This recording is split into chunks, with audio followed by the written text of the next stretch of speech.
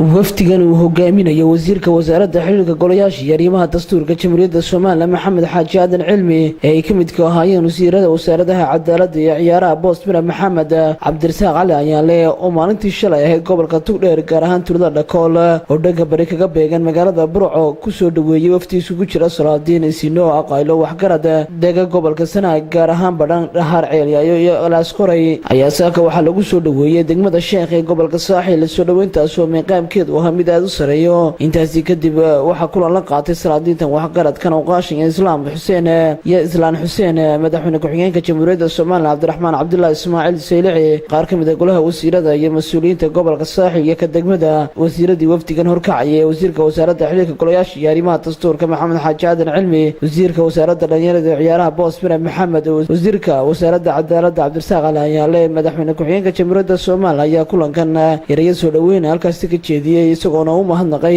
Salaadiintan waxgaradka iyo isinadan ka soo jeeda gobolka Sanaag gaar ahaan Badhan Dhahar Ceelyayo iyo sidoo kale Alaas Qoray waxaana hadaladii madaxweynaha ka mid ahaa sida tan ilaahay baan mahadle marka labaad waxaan salaamayaa dhammaan ergada ka timiday gobolka Sanaag ama gobolka Badhan muddada labada cisho runtii soo socotay marka waxaan leeyahay assalaamu calaykum waraxmatullaahi wabarakaatuh salaan kadib garaadka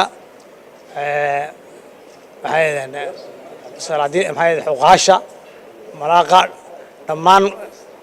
odayaasha sharafta badan runtii aad iyo aad baan ku soo dhaweynaynaa qarankiinii iyo aqalkiinii labaad ood maanta iyo xalay iyo bariba joogi doontaan insha Allah aad iyo aad baan ku soo dhaweynaynaa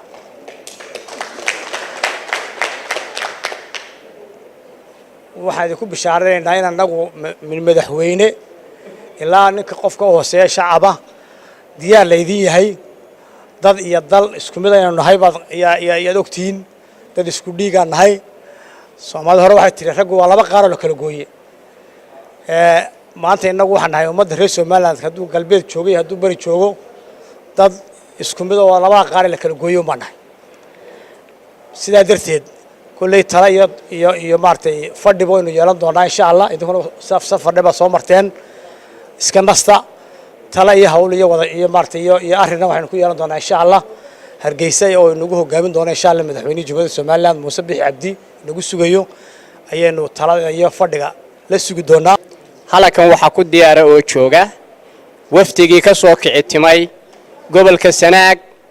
min Ceergaabo ilaa iyo Ceelaayo Dhahar Badhan Laako Rad Laas Qoray waa isku jiraan inta badan waxay u badan yihiin dadkii ka yimi dhinaca shishe ee waliba Badhan wixii bari ka xiga ilaa Dhahar ayaa wafdiga xooggiisu waxa isaguna halkaasi hadallo mahadnaqa ka yiri Suldaan Maxamed Suldaan Cabdilaahi Cartan oo wafdigani hogaaminayay isagoona ka waramay sida meel walba oo ka tirsan Soomaaliland loogu soo dhaweeyay waxaana uu sheegay in uu mahadnaqayaan cid kasta oo soo dhaweysay iyo wafdigan horkacay wasiirada ahaa waxaana hadaladiisii ka mid ahaa waxaan sidoo kale aan mahadcelin ballaaran uga soo jeedinayaa soo dhaweynta qaaliga ee ilaa xad madaxweyne ku-xigeenkii soo gaadhay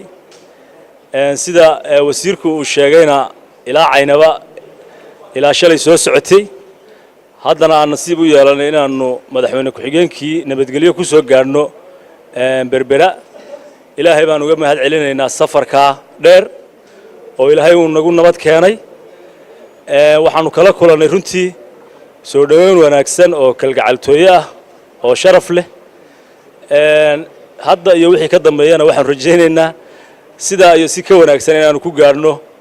ilaa madaxweynihii iyo golayaashii kale iyo wixii maxaan ku raahdaa inta hadhay sida uu madaxweyne ku-xigeenku sheegayna dadkaani dad ehela weeye dad walaalaa weeye dad wax walba wadaaga weeye dad boqolaal sano iyo kumanaal sano soo wada noolaa weeye waxaanu annagu u nimina intaa kama foga ummadda maslaxadeeda iyo danteeda weeye sidii la isula fahmi lahaa halka mar ay hadda joogto hore looga sii qaadi lahaa mar walbana cid ba maslaxadda ummadda haysay dawladda baa isbedelayay shacab uun madax dhaqameeda isbedelayay guud ahaan hadafku waxa weeye waa maslaxadda ummadda iyo sidii ummadda loogu shaqayn lahaa ilaah waana subxaanahu wa tacaala cabdilaahi raash telefishinka caalamiga Soomaali News magaalada Berbera ee xarunta gobolka Saaxil.